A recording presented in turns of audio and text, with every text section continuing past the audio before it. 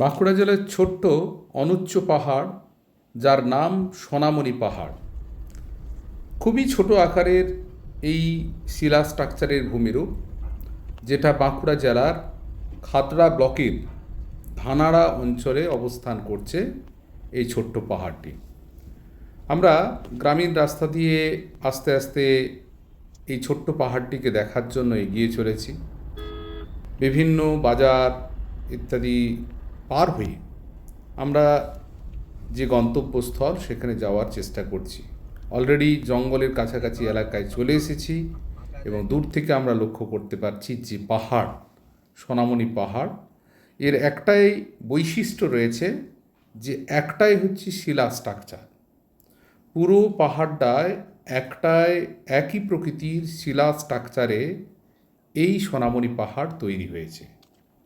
তো এটা দেখার জন্য বিভিন্ন দূর দূরান্ত থেকে অনেকেই কিন্তু আসেন। সহজে এই এলাকায় আসা একটু দুষ্প্রাপ্য, কারণ লোকেশনটা একটু অড জায়গায়। তাই এটাকে একটু জেনে বুঝে আপনাদের কিন্তু আসতে হবে, কারণ জঙ্গল লাগোয়া এই ছোট্ট পাহাড়টি অবস্থান করছে। পাশেই রয়েছে শালের জঙ্গল এবং একটা অপরূপ প্রাকৃতিক সৌন্দর্য এই পাহাড়কে ঘিরে আমরা কিন্তু লক্ষ্য করতে পারছি। বছরের কয়েকটা সময় এখানে কিন্তু এই পাহাড়কে ঘিরে কিছু মেলা বা উৎসবের আকার কিন্তু ধারণ করে।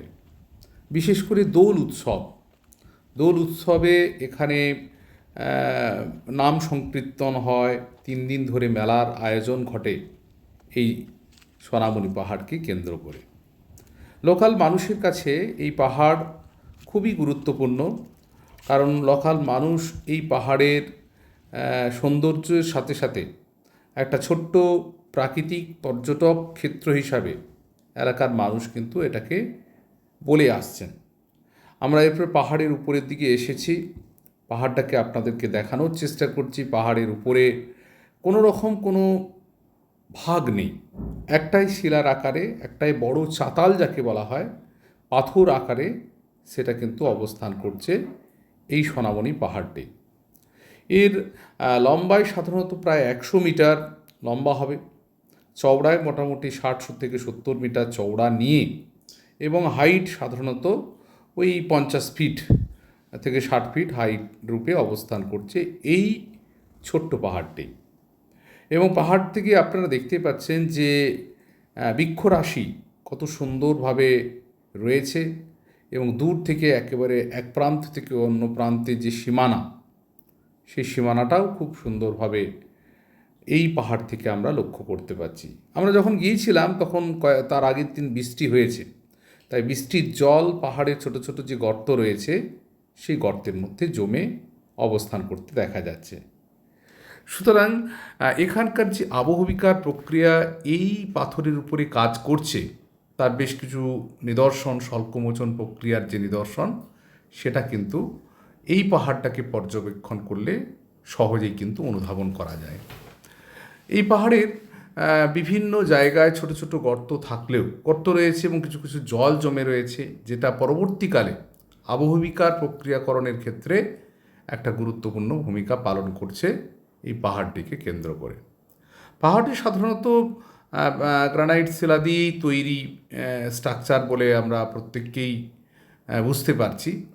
এবং এই যে এখান থেকে দেখুন যে দূরের যে কৃষি জমি রয়েছে, এই যে দূরে একটা আটচালা তৈরি হয়েছে, এখানেই কিন্তু নাম সংকীর্তন হয়। এই যে বটবৃক্ষের তলায় চারপাশে মেলার পশরা বসে, এবং সেখান থেকে কেন্দ্র করে এখানে এই আকার আমরা লক্ষ্য করতে পারি।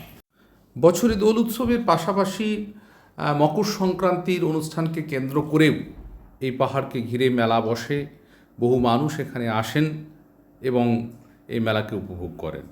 স্থানীয় মানুষের কাছে এই পাহাড়ের গুরুত্ব অত্যন্ত বেশি, কারণ স্থানীয় এলাকার আত্মীয় স্বজন বা অন্যদেরকে দেখানোর জন্য এই জায়গাটা অত্যন্ত নিরিবিলি জায়গা, আপনার মনকে অবশ্যই সান্ত্বনা প্রদান করবে এই প্রাকৃতিক পরিবেশে আসার জন্য।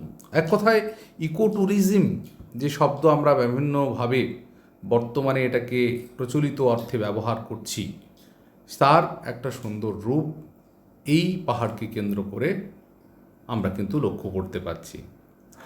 তাই এটা যাওয়ার জন্য আপনাদেরকে প্রথমেই বলি যে বাঁকুড়া থেকে খাতড়া একেবারে শহর, খাতড়া থেকে প্রায় 15 কিলোমিটার দূরে এই পাহাড়টি অবস্থান করছে ধানাড়া অঞ্চলে।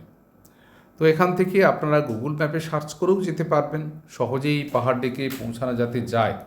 তো গুগল ম্যাপের মাধ্যমেও আমরা এই পাহাড়ে আসার জন্য আপনাদেরকে বলবো।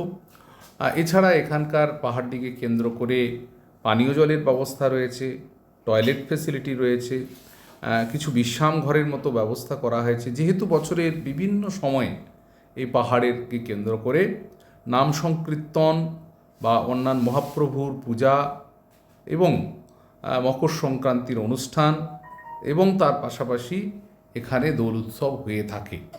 তাই পাহাড়ের চারপাশে ছোট ছোট করে পঞ্চায়েত সমিতির মাধ্যমে এখানে পানীয় জলের ব্যবস্থা বা রান্নাবান্নার জন্য ছোট একটা রুম ইত্যাদি কিন্তু এখানে করা হয়েছে। তো এই অজানা জায়গাটাকে দেখানোর একটাই উদ্দেশ্য যে বাঁকুড়া জেলায় চারিদিকে ছড়িয়ে ছিটিয়ে একাধিক পর্যটন ক্ষেত্রের আধার রয়েছে, যেগুলো অনেক মানুষের কাছে কিন্তু অজানা। তাই এই ছোট্ট পাহাড় হলেও এই অজানা জিনিসটাকে আপনাদের সামনে আমরা তুলে ধরার চেষ্টা করলাম। এই যে দেখতে পাচ্ছেন গর্তের মধ্যে জল জমে আছে, সুতরাং এটা আবহবিকার প্রক্রিয়াকরণের ক্ষেত্রে এই জলের ভূমিকা কিন্তু খুব তাৎপর্যপূর্ণ। দেখুন পাহাড়টা থেকে এক প্রান্ত থেকে অন্য প্রান্তে আপনারা দেখানোর চেষ্টা করছি, একটা ছবির মাধ্যমে এখান থেকে স্টার্ট হয়েছে এবং প্রায় 100 থেকে 130 কিলোমিটার 31 মিটার লম্বা আকারে অবস্থান করছে এই পাহাড়টি। এবং পাহাড়ের চারপাশে শালের জঙ্গল। শীতকালে প্রচুর পর্যটক বিশেষ করে পিকনিক করতে আসেন, সারাদিন ধরে এখানে পিকনিক করে পাহাড়ের সৌন্দর্যকে অবগাহন করেন। তো এই শাল জঙ্গল পিকনিক স্পট হিসাবে এখানে পরিচিতি লাভ করেছে এবং এখানকার একটা স্বাভাবিক যে সৃষ্টি, সেই সৃষ্টিটাকে কিন্তু এখানে প্রভাব বিস্তার করতে সম্ভবপর হয়েছে। তাই এই পাহাড়ের নিচে সামান্য ছোট ছোট কিছু শিলা টুকরো অবস্থান করছে, কিন্তু এই পাহাড় থেকে অনেকটা দূরে অবস্থান করতে দেখা যাচ্ছে। আমরা খুব সুন্দরভাবে আপনাদেরকে এই ছোট্ট পাহাড়টিকে দেখানোর চেষ্টা করলাম। আপনারা ভালো থাকবেন, সুস্থ থাকবেন, সুন্দর থাকবেন।